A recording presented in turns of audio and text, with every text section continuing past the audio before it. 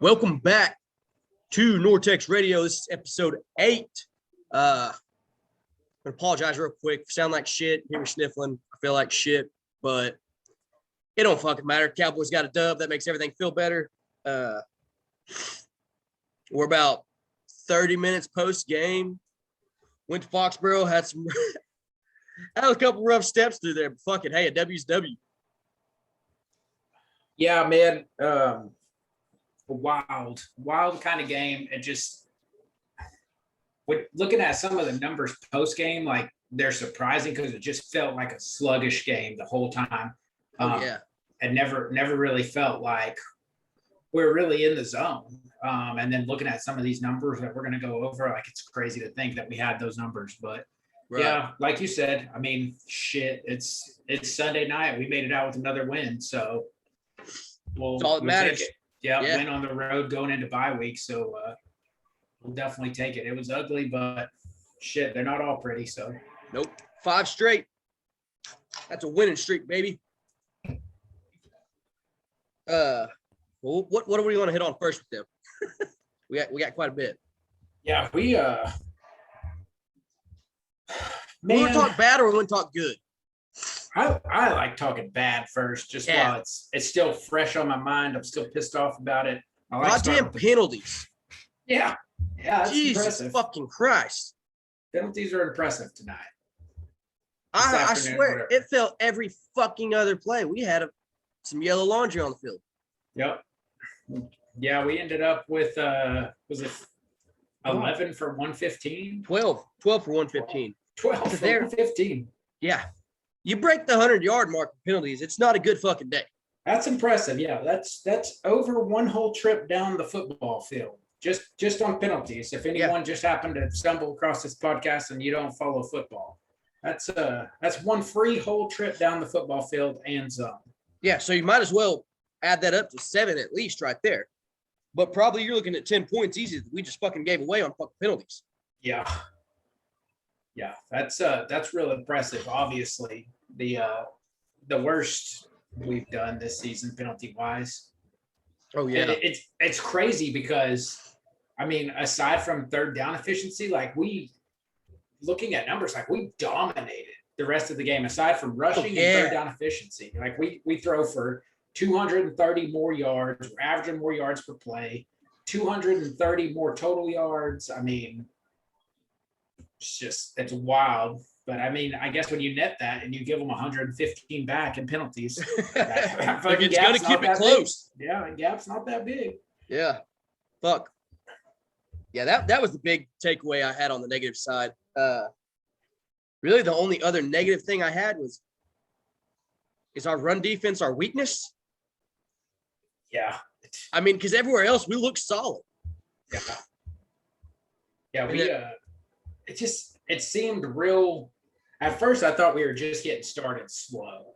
I mean, I wasn't really on board with just coming right out the gate, going for it on fourth down. We hadn't established anything. And then you're flipping the field on your defense. Like, 1, you're on the road. 2, you're like, no, you're not. You're barely 3 minutes into the game, and you've got your defense going out there to play short field. So, right. I mean, that kind of sucked. And I thought we were just slow getting out, but it is, like you said, like it really makes you wonder, like with what we gave up today on the ground, like, right. Is that a spot we need to look at? So. Yeah, that was my 2 big takeaways on the negative side of the ball was fucking penalties, which is very easy to fix, but yeah, we gotta work on our run defense because I mean we start facing bigger and better backs. It's gonna be a rough fucking week. Yeah, we had a lot of guys in the front 6, 7, 8 just not seeing where the ball was going, what gaps were opening up. I mean, Randy Gregory did have a big sack, but really aside from that, like there's not a lot going on up front.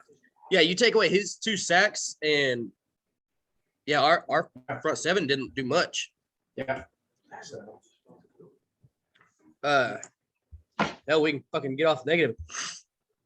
Positives. 1, it's a W. It's always most important. Dak looked good, 36 for 51, 445 yards, 3 TDs, 1 pick. Ball was a little high, but tipped up. It's hard to completely blame you on that, but yeah, he had I think 2 tip balls. He left a little high, but I mean, like we said, those stats we can live with. We can win ball games. We're playing that way. Yeah, 445 yards. Like that's it's real casual for him. Like I said, like to me, until I was really looking at like post game stats, like it didn't even really feel like a 350 plus yard game. And then you come here and it didn't. He's 445. You're just like, holy shit, okay. So yeah, I mean, like you said, like it's crazy to go through the whole season thinking you're never going to see a pick, you're never going to see a bad ball. So I'm with you. Like I can live with those. Those are going to get. I mean, those are going to get away. Those are going to happen. There's definitely other things that would be much more concerning. Oh yeah, and I mean, even like that pick. Granted, it wasn't a great ball, but it wasn't just a shitty throw to nobody around except for the defender. I mean, you hit the guy in the hands, you just left a little up. So yeah, if that's our pick, if that's our bad pass, I can fucking live with that all day. Yeah. Or on the passing department, how about CD? Jesus Christ, dude. Man. The legend of 88. Holy shit. There's something magical. Filling the shoes. Yeah, filling the shoes, man. Yeah. Like there's something magical. You put on that fucking jersey, you're a dog. 9 receptions, 149 yards, 2 TDs. That boy is fucking good. The thing I think that I love most about CeeDee Lamb is it looks so effortless for him. He doesn't even try. Yeah. Like he's not trying hard to run route. Like, and then you give him the ball with any space, he's gonna make you look stupid. Oh, absolutely. With minimal effort. He's gonna make 1 or 2 moves and he's gonna smile the whole time he's doing it, and you're gonna look like a fucking clown. Yeah, I love that at the end of the game, little bye-bye, bitch. Yeah, like that late fucking shove. Fuck you. Said, it's you got your shove in. Go fucking home with your L, bud. Yeah, it's the simplest. Like it, man. Like I obviously followed him when he was in college. I don't have a lot of ties to OU or anything like that. Son of a bitch, man. Like he plays the game so effortlessly. Like you said, like he embodies that 88 shit. I mean, it's insane. His talent's so fucking raw and flawless. It's shit you can't teach. Yeah. But what makes me more excited is he's one of the most pure athletic receivers I've ever fucking watched. And now he's getting to practice with Amari Cooper every fucking day, who all he's going to do is just christen those fucking routes. Oh, yeah. And make him so much more dangerous. Yeah. CD's going to be a Hall of Famer. I don't fucking care already. Like, he's fucking stupid. Yeah. Amari Cooper is he's one of those like tactile guys that he takes so much pride in just like, when I think of Amari Cooper, I think of like every morning he wakes up, like his clothes have no creases. Like, right. He fucking comes to practice. He's pissed at himself if he takes 1 too many steps on a route. Yeah. Or if he rounds off a route. Like, so like you said, I mean, like him going in there and just obviously, like, I mean, the shit you don't get to see, but like him and CD just constantly working, and it's going to be dangerous as long as he has that influence there. He's going to combine the raw talent with that shit that Amari has. Oh God, he's going to be unstoppable. Stupid. Yeah. That's the perks of this team. Like you come out, and I mean, we're going into a bye week, so you've got Minnesota on Halloween. Yep. So they're just going to watch. They're going to watch 2 weeks of tape on CeeDee Lamb, and it's very likely that Amari Cooper comes out and has a 150-yard game. Oh yeah. So I mean, it's a fucking luxury being a part of this team this year. It's incredible. So fucking deep. Speaking of that fucking depth, I mean, like I said, CD 9 for 149, 2 TDs. Dalton Schultz 5 for 79, Coop 5 for 55, Zeke 7 for 50, Noah Brown 2 for 47, Cedric 4 for 42. That's 1, 2, 3, 4. That's 6 guys with over 40 yards reception. Yep. Who the fuck you gonna guard? You can't. We're too fucking deep. Yeah. Yeah, I mean, you match. It's also, I mean, yeah, like it's wild to say that like you would routinely see 5 of these 6 every play. Oh yeah. So we're like, unless you're running some sort of zone, which Dak has no problem or like picking through. Oh yeah. You have to run man coverage on this. Good luck. Yeah, you're fucked. I mean, we just watched it at the end of the game. We just watched them on the tight package try to man coverage, and it's a bootleg to CD Lamb, who just going to leave you. Without even trying. Yeah, you know it. As soon as you know he's past you and you're on his back shoulder, like, I mean, you can see it. You can. Oh yeah. Everybody knew. So. Did you think we were going to kick the field goal in regulation at 4th and 1? I thought we were going to go for it. Yeah, I'm surprised we did. I was real fucking concerned, honestly. Yeah, I thought Dak was going to stay out there. The way that this also, I did take a picture of this for fucking evidence. My fucking internet just completely shit out, right? Like it was showing the replay of CD making that catch and coming up like a yard short. And then it just froze there. So I was like, oh, whatever, I'll just refresh it. And it didn't do shit. And then the thing popped up and it's like, hey, you're disconnected. So I fucking grabbed my phone real quick, turned off the Wi-Fi and fucking flicked it on my phone, and we were kicking the field goal. And I was like, oh shit. I thought I was going to turn it on and see a fucking 4th and 1 stop. But I mean, I'm surprised we kicked it, honestly. It shocked me. I figured we'd go for it, but fuck. Like we've said, a win's a win. Yep. However fucking happens, that's what the outcome is at the end of the day is W. Can't bitch too much. Yeah. Our coach is still questionable. We don't know what the fuck's going on, but we're 5 and 1. So I feel like I wonder what the fuck he's doing every game, but we're winning. So you can't get too mad. I'm glad the other people that coach on this team are coaching, because the second half or I mean the second quarter, we have the timeout. He lets the play or the play clock get all the way down to 2 seconds. Yeah. Where the game clock's at 8 seconds and then calls timeout. Yeah. Like they had to run a play, and then you could have called timeout. You could have forced them to punt. I mean, we already had. I'm not saying it would have led to anything, but we did already have one blocked punt on the day. Right. Yeah. Might as well sit in the house again. Did you just fucking inadvertently just call a timeout with 2 seconds left on the play clock, 8 seconds left on the game clock, and you're just like, all right, yeah, we'll just fucking sneak a commercial in here before all the shit that did happen was gonna, like, shit made no sense to me. The play before that was over with like 30 seconds left. Yeah. There's multiple options to go at there, and then he literally just picks the fucking worst one. So yeah, we don't know what McCarthy's doing. Thank God for Dan Quinn and Kellen Moore. Yeah. Yeah, I do wonder if there's a point, like during the game, sometimes they just turn his headset off. And he's just talking to himself. But like he thinks he's getting the message out, and they're just like, oh, we haven't fucking listened to him this whole drive.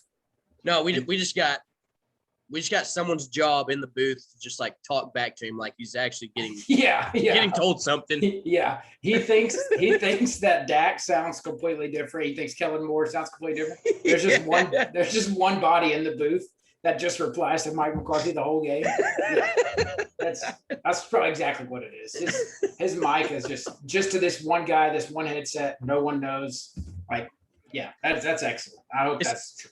Especially with like 5 minutes less in the second and the fourth, they definitely shut that shit off. Yeah, they absolutely just isolate him to some fucking random guy that's sitting, 2 sweet seats behind fucking Dan Quinn. And his whole job is just keep Mike McCarthy occupied until halftime. Fucking 12 beers deep. Yeah. Yeah. Yeah, he's just chiming in the whole time. Hey, Kellen, what do you think about this? And then this guy's just like, yeah, sounds good. Yeah, Kellen man. Moore's calling a completely different play. We're gonna get the ball in the end zone. I think that's what we're gonna go for. Yeah.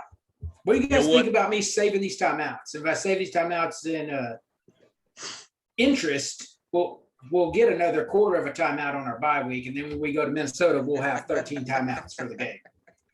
So, and our boy up top, 12 beers deep's like, "Yep, I like it." I love it. I love it. Then you turn around your page and fucking Kellen, "Hey, dude, he's not going to use these timeouts, so you better figure something out." Yeah, that's exactly what it is. He's just got a little fucking switch on his box, and he just flips it over to Kellen. Hey, we got to go because Mike still thinks you can keep these timeouts for the next game. Yeah, we're already out of timeouts. No, it says we got 2. No, we're out. Yeah, we're out. We're out. Fuck. I hope that's true. I hope that's a real job. I hope someone has that job. It honestly, with the Cowboys, anything is possible. Jocktober just went deep again. Again? Yeah. Boy. 2-1, bottom of 4 now. Talk about a sad season for the old Cubbies, man. No shit.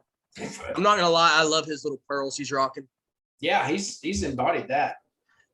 Did you see where they asked him like why he was wearing them or whatever, and he was like, "I'm a badass bitch" or something like that? Yeah, he said, "I got them from my jeweler. Yeah, they're real. I'm a badass bitch." Yeah. And he's been a badass bitch in October.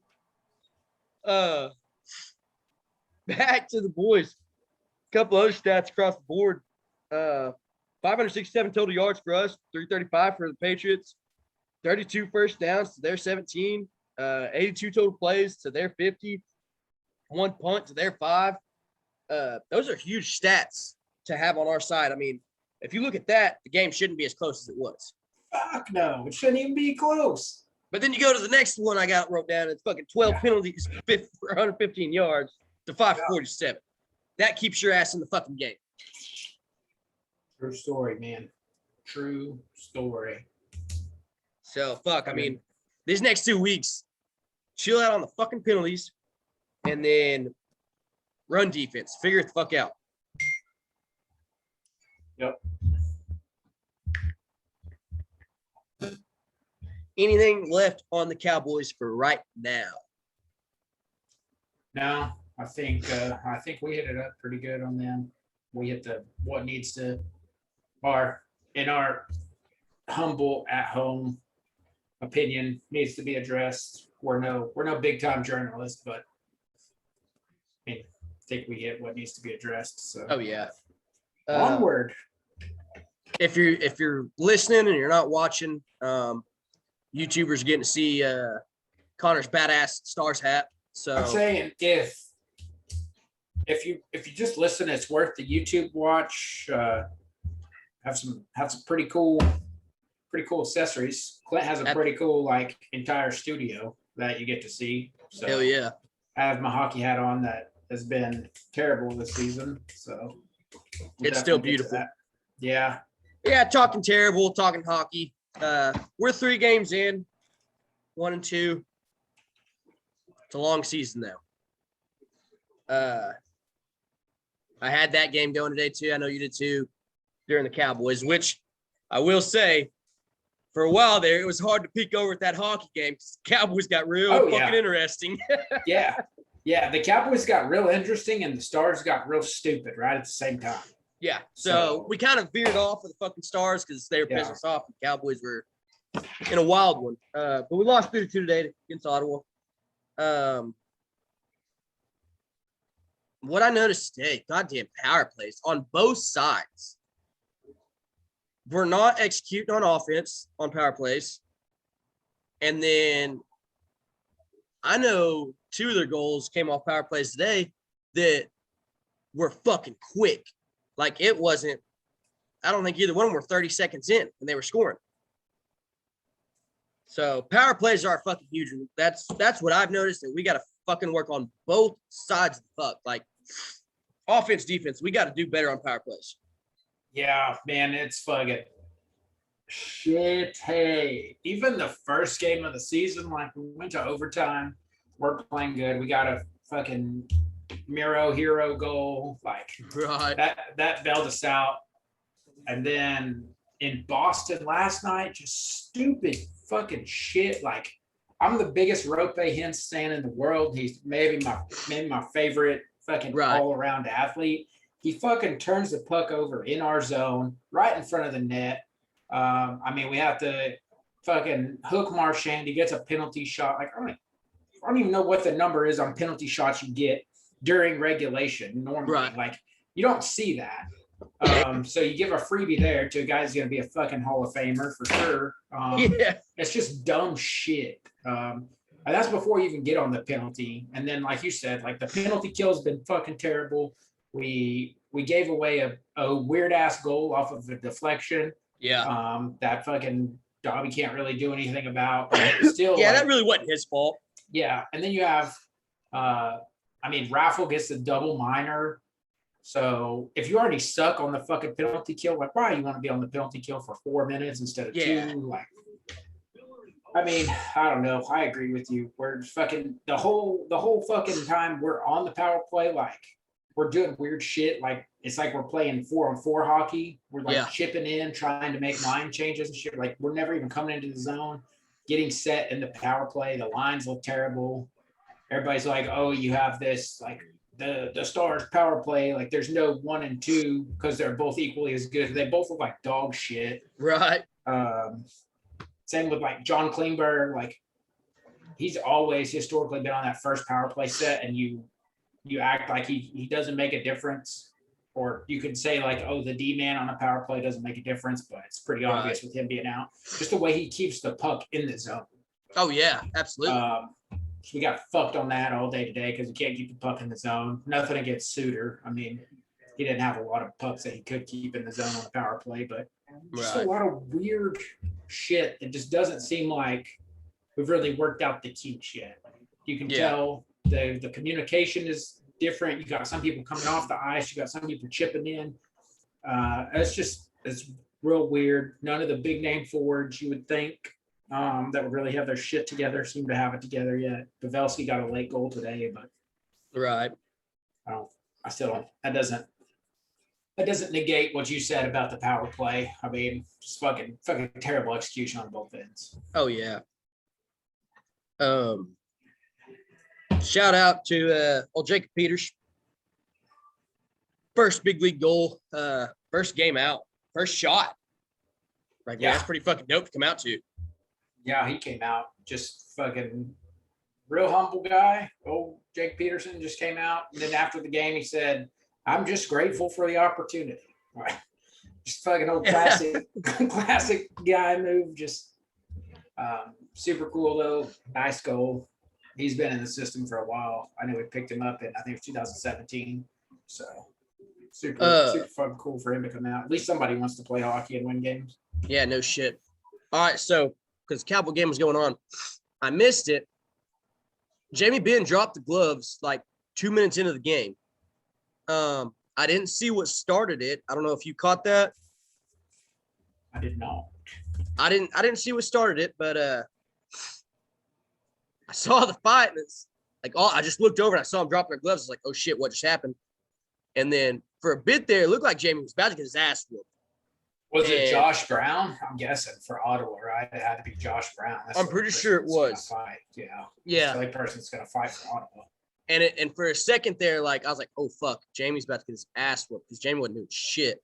But then right towards the end of it, they both just started fucking throwing haymakers. Nobody ever went down. I mean, they both landed some solid ones, but it's always, no matter the fucking reason, it's always just a prideful thing to see your captain out there throwing hands. Yeah, I love the fact that we have a team, we have a captain who plays as the enforcer. Yeah. So that's not afraid to drop the gloves at any fucking point. No. You have some of these other big name, team name hockey guys, Ovechkin, stuff like that. I mean, those guys aren't going to drop gloves. Jamie Benn doesn't give a fuck about his contract. He doesn't give a fuck about his body.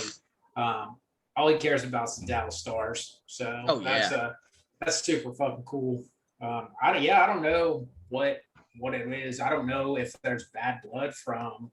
I mean, because we played division only last year, so it's not like we fucked with Ottawa. So I don't know what happened there. I'm trying to watch and see. Maybe they just fucking wanted to throw hands.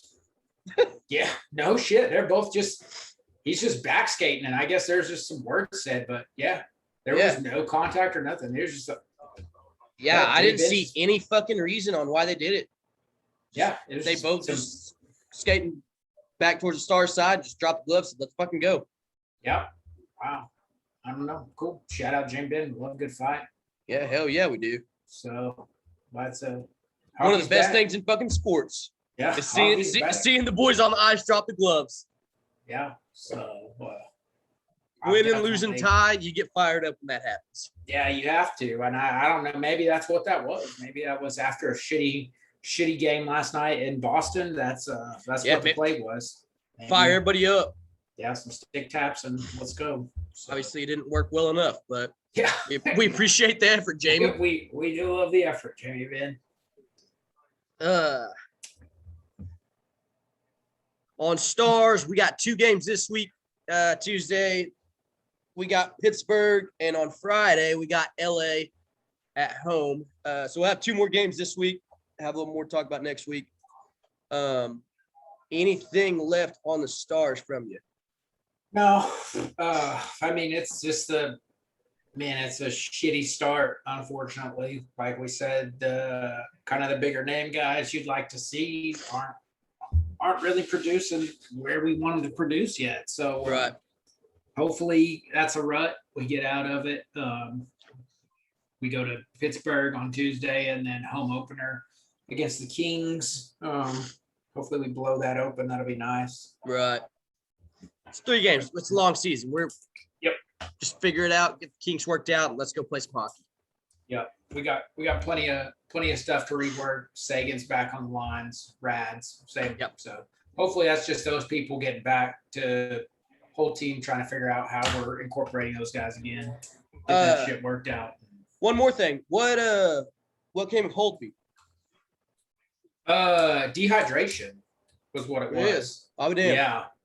Yeah. So he pulled himself for dehydration, and then he let Dobby come in and close that out. Right. But yeah, obviously that's good. Nothing big. Yeah. Injury wise, I know Ben Bishop's long-term IR for his knee. Yep. I think at this point we're just kind of giving him the courtesy of staying with the team. And yeah, that's about all it is. There's no way we carry 4 goalies unless that's what we plan on doing with him. So, right. But he's officially long-term IR, so you're. And you hate that for him. Oh, absolutely. The guy, he's a fucking textbook goalie. 6'7", 230 pounds. I mean, he's been a machine his whole career. Stars fans love him. I mean, it sucks. But I do appreciate Jim Neal doing the, he very easily could have cut ties with him. He could have let him go to the Kraken. Easily. And it's super cool that we're letting him stay. We're letting him hang out. I know he does a lot of stuff around the community too. So, did you, speaking of the Kraken, did you see their nickname that everybody's calling them? Their fan base? The Crackheads, man. Yeah. That's amazing.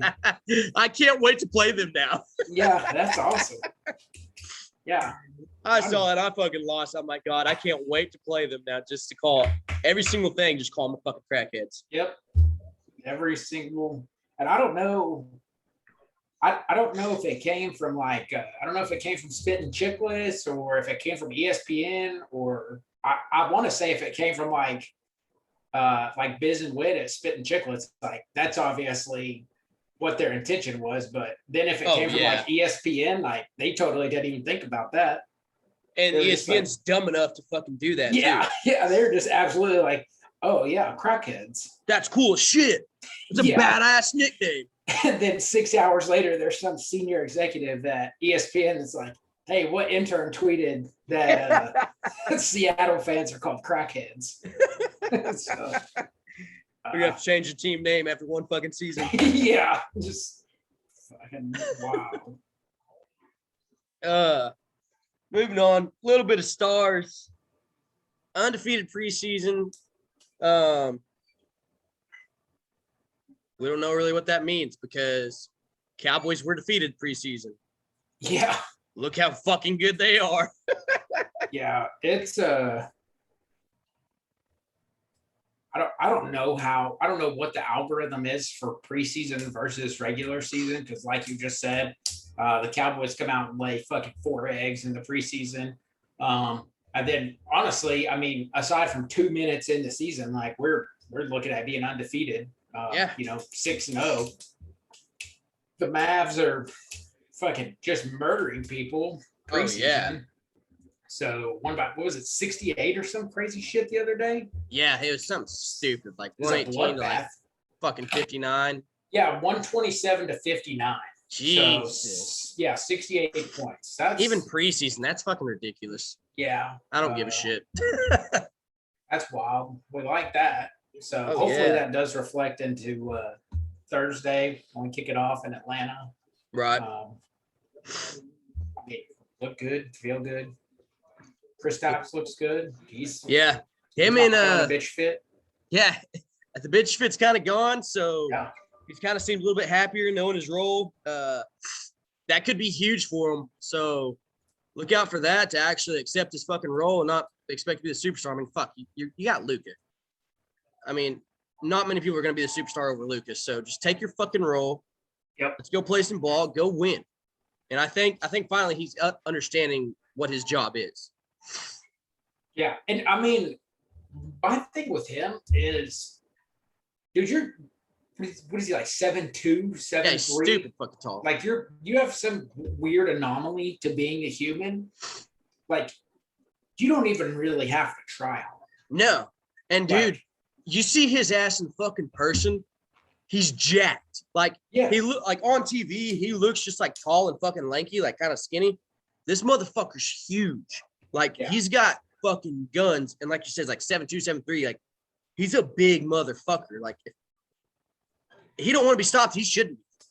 Yeah, that's just like I feel awkward saying 7'3" because that's just like that's a human anomaly. So I am glad that he finally just realized, like, hey, you know what? If I fucking just come out here and play like I'm supposed to play, like this is probably gonna be a lot more productive for me than me throwing a bitch fit and wanting, like you're wanting to come out and have fucking 40-20 games and you're wanting to take the spot of Luka. Like, I mean, that's not gonna happen. Yeah, so sorry, but the guy's he's top 3 in the league. So I mean, but that doesn't mean that Porzingis can't step in and he can still be he can be a fucking 2010 guy easy. Yeah, easy. Absolutely so, hopefully that shit carries over, and he sticks with that shit. Yeah, 7'3", 250 pounds. Like, Jesus, dude, you fucking run the world. Like, why are you bitching about starting, man? Just go in there and make yourself be known. You're fucking 7'3" tall. People would fucking hate me if I was that big. Yeah. Oh, absolutely. That's fucking wild.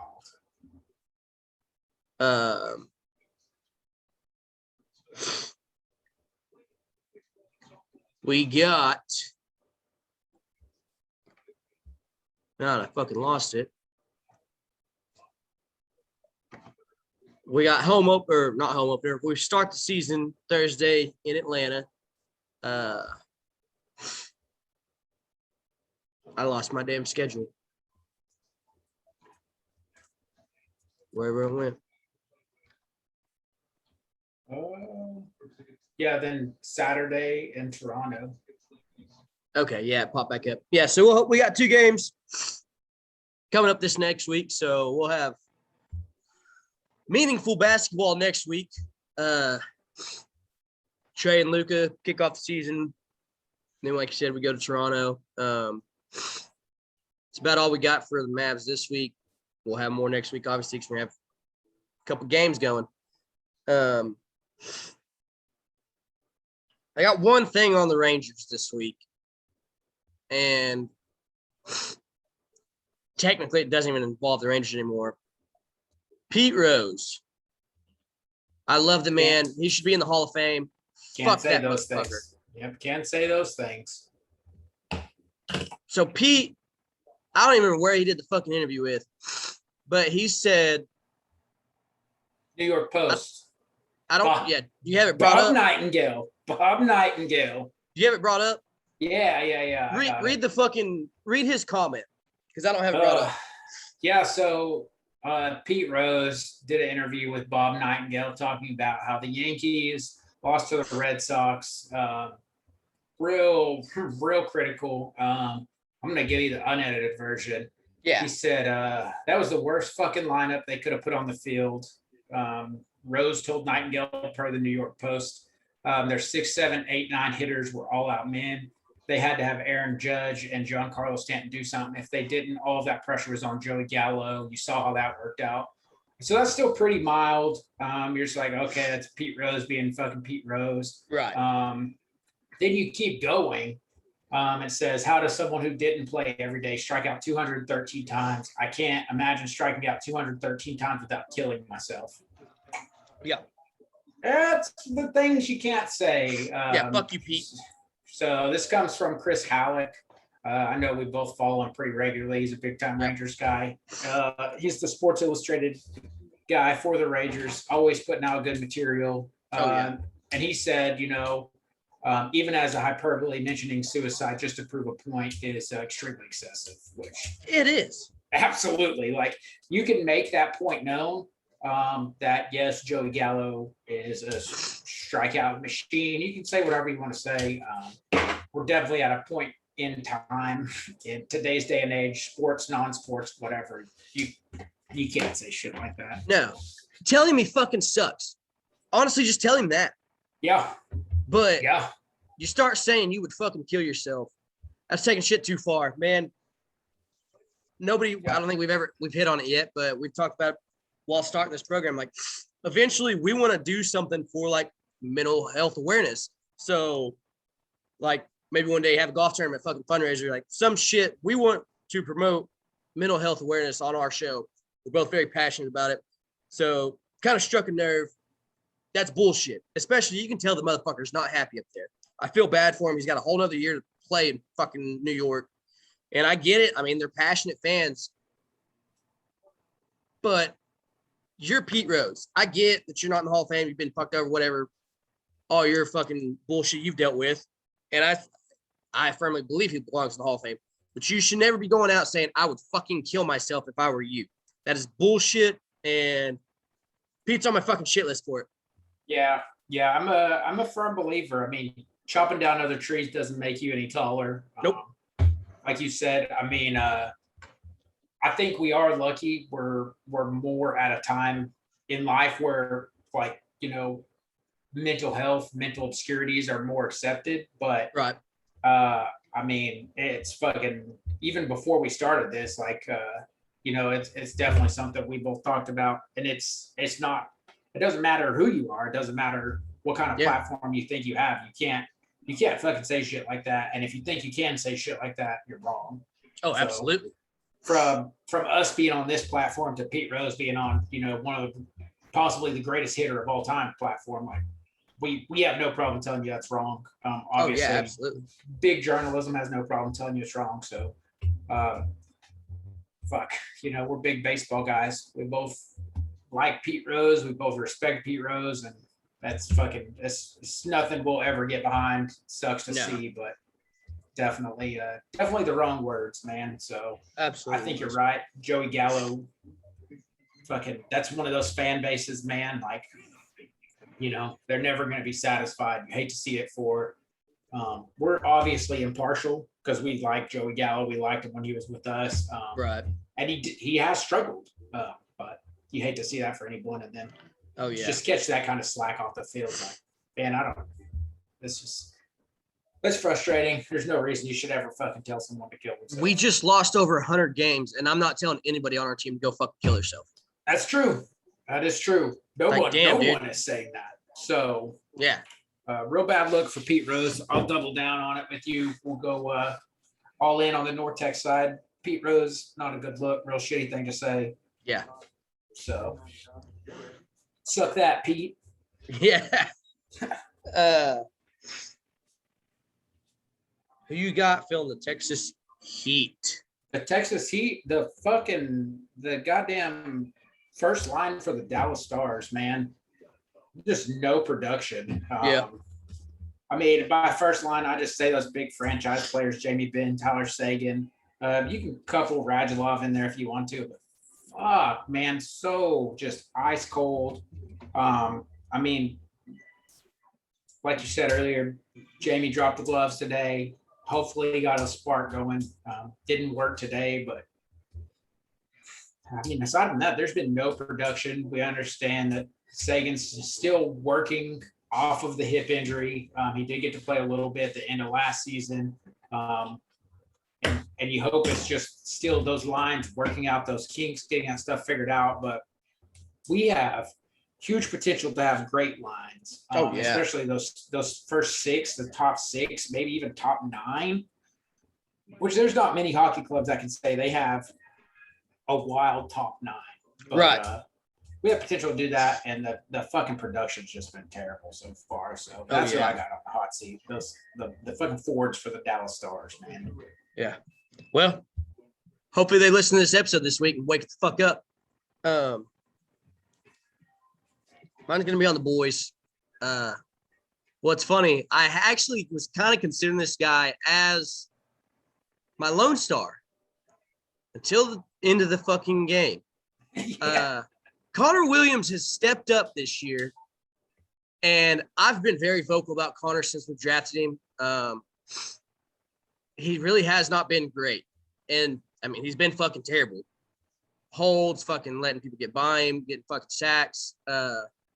But this season and even today, first three quarters, like he looked solid. Like he was holding his own. You can tell that he's grown up, became more of a fucking man on the line. But then, like, as soon as I'm like writing this shit down, like considering like putting him as my lone star, this motherfucker goes and gets like 3 penalties in like 5 minutes at the end of the game. Yep. You can't fucking do that. Stupid penalties. So, Connor Williams, been vocal about you before. You were this fucking close to being on the good side, completely on the good side. And you shit the fucking bed, clean it up, get it fucking together. We'll see you in 2 weeks. Do better. Yeah, I agree. Man, we already had problems. That game was already much closer than it had to be. Tyron Smith was being Tyron Smith early in the game. He got his shit cleaned up. He had some fucking early holds, a hands to the face penalty. And it was nice to see him as a veteran get that shit cleaned up. And then kind of coming down the line, man, in crunch time, like you have this young kid who just don't like. I can even deal with the hold. The last hold was, I mean, it was close. Yeah, it was close. You could argue it. I mean, and I can't even really be mad at him about it because the guy gets past it, his arms kind of hung up. It's a bang bang thing, but then a fucking completely unnecessary penalty, unnecessary roughness. Yeah, right back on the other side of midfield. In a crucial part of the game. Yeah, so just more awareness. Just understand that shit, man. Luckily, got bailed out today. But just fucking understand that shit, because if that shit happens when it matters, if we don't get the result we get today, be on the lookout, man. I'm saying I don't own a football team. I don't manage a football team, but that shit catches up to you. Those receipts stay around, dude. So they absolutely do. Trivia question. What does Cincinnati, Washington, Detroit, New York Giants, Miami, LA Chargers, Carolina, Arizona, Jacksonville, Cleveland, New York Jets, Las Vegas, Tampa Bay, San Francisco, Denver, and Atlanta, what do they all have in common?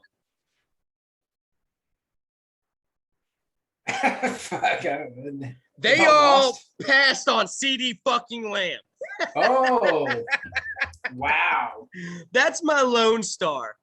This motherfucker, we went over it, but fuck it. I'll read it again. 9 receptions, 149 yards, 2 TDs, and most of those were in crucial fucking situations in the second half. The Cowboys got him at 17 overall. Thank you to you 16 stupid motherfuckers for making us that much better. That's a good stat, dude. That's my fucking Lone Star. Yeah. I mean, that's who I was going to go with, Lone Star, too. But fucking double down on him.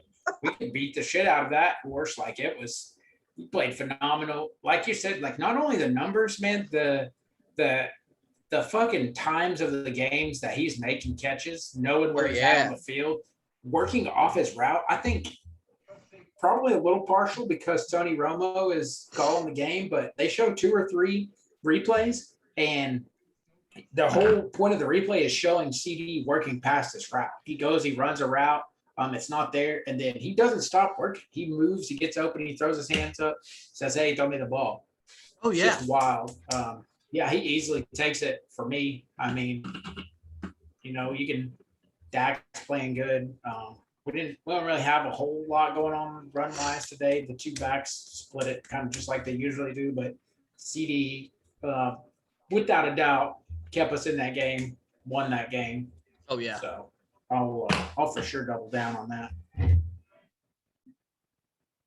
And shout out to Greg for knocking it down to go to overtime. Yeah.